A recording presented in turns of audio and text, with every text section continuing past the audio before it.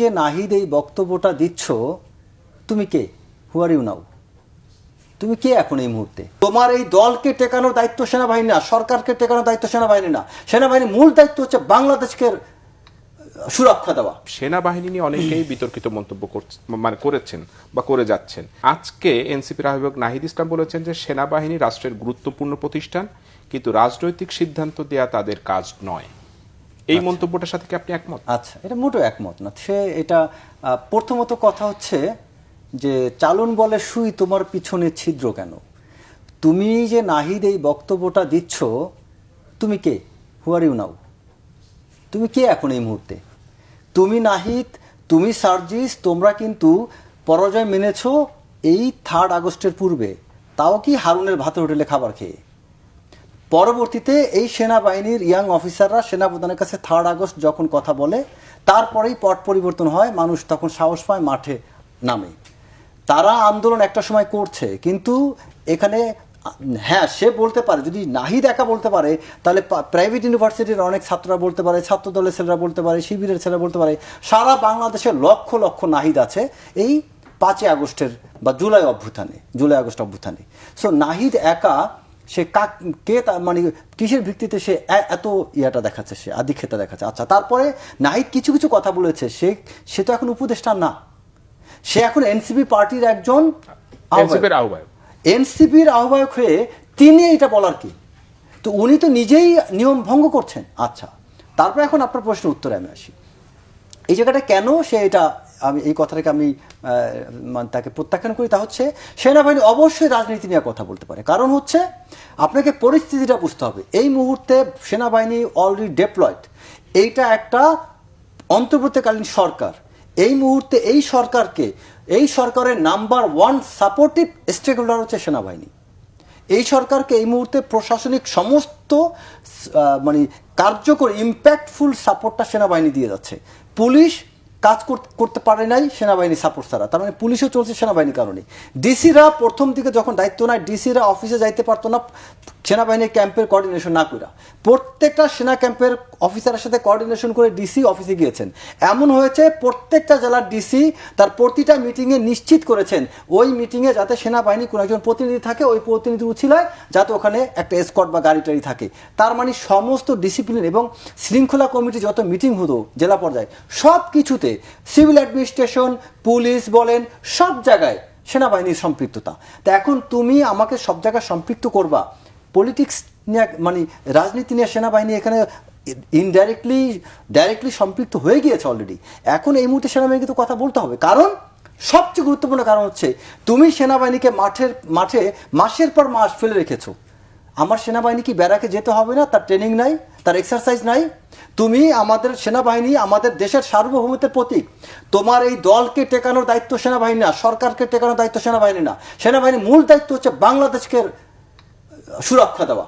বাংলাদেশের সার্বভৌমত্ব রক্ষা করা হচ্ছে সেনাবাহিনীর প্রাইম রেসপন্সিবিলিটি। সো তুমি আমার প্রাইমারি রেসপন্সিবিলিটিকে তুমি আঘাত করতেছো, এখানে আমার ব্যাঘাত ঘটাচ্ছ। তুমি আমার প্রাইমারি রেসপন্সিবিলিটি ধরে রাখার জন্য আমার প্রশিক্ষণ, আমার অনুশীলন, আমাকে যে এই যে সামার কালীন এক্সারসাইজ না, দেশের প্রয়োজনে তাদেরকে রাস্তায় নামানো হচ্ছে, তাই বলে কি তারা রাজনৈতিক কোনো সিদ্ধান্ত দিতে পারে? রাজনৈতিক এটা সিদ্ধান্ত না তো। তিনি তার কথার অর্থটা ছিল এই যে আপনারা তাতে দ্রুত নির্বাচন দেন, কারণ আদারওয়াইজ আপনি নির্বাচন যতদিন পর্যন্ত দিবেন না আপনি আমাকে মাঠ থেকে ছাড়ছেন না। এখানে তো কথাটা ইনকমপ্লিট। আলোচনাগুলো কি মানে পর্দার অন্তরালে হওয়া ভালো না পাবলিকরা? অবশ্যই পর্দার অন্তরালে। এখন এইটা পর্দার বাইরে তো নিয়ে আসছেন নাহিদ স্যার, হাসনাত সার্জিজেরা, এরা না বাইরে নিয়ে আসছেন। এখানে ডক্টর মোহাম্মদ ইউনূস পদত্যাগ করতে চান কি না চান, তিনি কি অভিমান প্রকাশ করেছেন, সে কথাটা বাইরে আসবে কেন? এটা তো তাদের ইম্যাচুরিটি কারণে কথাগুলো আসছে। সো সেনাবাহিনী এখানে যে ভূমিকাগুলো পালন করছে, এখন এই মুহূর্তে সেনাবাহিনীকে আপনি এমন পর্যায়ে দেয়ালে পিঠ ঠেকিয়ে দিয়েছেন যে তাকে তো এখন কথা না বললে হচ্ছে না। কারণ এই যে সেনাপ্রধান একটা কথা বলেছেন, আমার অভিভাবক নেই, কথাটা কোন অর্থে বলেছেন? এটা ম্যাটাফরিক্যাল অর্থে তিনি কথা বলেছেন যে এই মুহূর্তে সেনাবাহিনীকে সত্যিকার অর্থে ওন করছে কে? কোনো একটা কিছু রাজনৈতিক সরকার ছাড়া অনেক সিদ্ধান্ত এরা দিতে পারছে না। অনেক জায়গাগুলোতে একটা পলিটিক্যাল গভর্নমেন্ট মানে একটা গণতান্ত্রিকভাবে ক্ষমতায় প্রতিষ্ঠিত হওয়া একটা সরকার লাগবে। সেই সরকার ছাড়া সেনাবাহিনী অনেক গুরুত্বপূর্ণ সিদ্ধান্ত নিতে পারছে না। এই করিডোর নিয়ে অনেক ব্যাপার ঘটেছে। করিডোরের মতো একটা বিষয় অন্তর্বর্তীকালীন সরকার কোনোভাবে সিদ্ধান্ত দিতে পারে না। এটা দিতে হলো সবার সাথে আলোচনা দরকার ছিল, সেখানে সেনাবাহিনীর মতো প্রাইম স্টেক হোল্ডারকে রাখে নাই। তো এই সেনাবাহিনীকে এই যে অনির্দিষ্টকালের জন্য আপনি মাঠে রেখে দিয়েছেন, তাদেরকে আপনার এই তাদেরকে যে প্রশিক্ষণে যদি মান আপনার ব্যাহত হয়, তাদের যদি ট্রেনিংয়ে ক্ষতি হয়, এই সেনাবাহিনীর ক্ষতি মানে সারা দেশের সার্বভৌমত্বের ক্ষতি। তো এইসব বিবেচনায় সেনাপ্রধান তার বক্তব্যটা দিয়েছেন। আচ্ছা, তারপরে আপনার 626 জনের কথা বলি।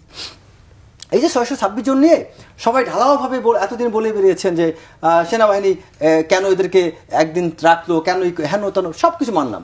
সেনাবাহিনী রেখে ছেড়ে দিয়েছেন, এখন তাদের দায়িত্ব আপনাদের কাছে। আপনারা কি করেছেন?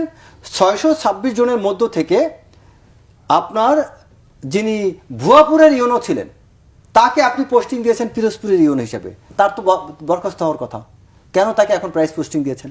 যিনি আপনার মিঠামাইনের ইউনো ছিলেন, সেই মিঠামাইনের ইউনোকে আপনি কিশোরগঞ্জ সদরের ইউনো বানিয়েছেন। যিনি আপনার কোন একটা জেলার এসিলেন্ট ছিল, সেই জায়গা থেকে তাকে রূপগঞ্জের এসিলেন্ট বানিয়েছেন, আরও গুরুত্বপূর্ণ জায়গায়। তারপরে যিনি আপনার ইটনাউ ইউনো ছিলেন, তার আরও ভালো জায়গার ইউনো বানানো হয়েছে, যেখানে এই ব্যক্তিদেরকে বরখাস্ত করার কথা। আপনি এখানে একদম সিরিয়াল নাম্বার অনুযায়ী, আমি আপনাকে একদম 626 জনের যে সিরিয়াল আছে সেটা অনুযায়ী আমি বলছি, এবং এটা নিয়ে সর্বপ্রথম আমি এটাকে বের করে আমি একটা জায়গায় পড়ে দিয়েছিলাম, এটা বিভিন্ন মিডিয়াতে পরে আমার মাধ্যমে গিয়েছে। তো এখানে এই যে ব্যক্তিগুলো কোথায় কোথায় পোস্টেড হয়েছে, এটা কাদের মাধ্যমে হয়েছে? এই উপদেষ্টাদের মাধ্যমে। না, যারা সেনাবাহিনী করেছে, মানে ক্যান্টনমেন্ট আশ্রয় নিয়েছিল সবাইকে অপরাধী ছিল কিনা সেটা একটা বিষয়। না, এখানে একটা বিষয় আপনাকে বুঝতে হবে, অপরাধী হোক না হোক, এই ইউনো অপরাধ না করলে তিনি ক্যান্টনমেন্ট আশ্রয় নিয়েছিলেন কেন? আপনি আমাকে এটা বলেন। ওই এসপি ওইখানে হাবিবের মতো লোক আশ্রয় নিয়েছিল, আবার ওই ইউনো আশ্রয় নিয়েছিল। সেখানে বগুড়ার ডিসি আশ্রয় নিয়েছিল কেন? বগুড়ার শাহজাহানপুরের ইউনো আশ্রয় নিয়েছিল কেন? বগুড়ার সেই শাহজাহানপুরের ইউনোকে পোস্টিং দেওয়া হয়েছে সাভারের বিপিটিসিতে কেন? তারপরে আপনার রাউজানের ইউনো, যাকে নিয়ে অনেক কথা লেখালেখি হয়েছে, সেই রাউজানের ইউনোকে বিডাতে পোস্টিং দেওয়া হয়েছে। বিডা কোথায়? আপনার এই যে আশিক নিয়ে যে আমরা মাতামাতি করি সেখানে কেন? তাকে কেন বিডা ডিডি বানানো হয়েছে? এই যে ব্যক্তিগুলা, এদের ব্যাপারে তো প্রতিষ্ঠিত অভিযোগ আছে। এই প্রতিটা ব্যক্তিকে আমি ধরলাম তারা অপরাধী না, তা অপরাধী না হলে আপনি 626 জন্য এত চিল্লাপাল্লা করলেন কেন?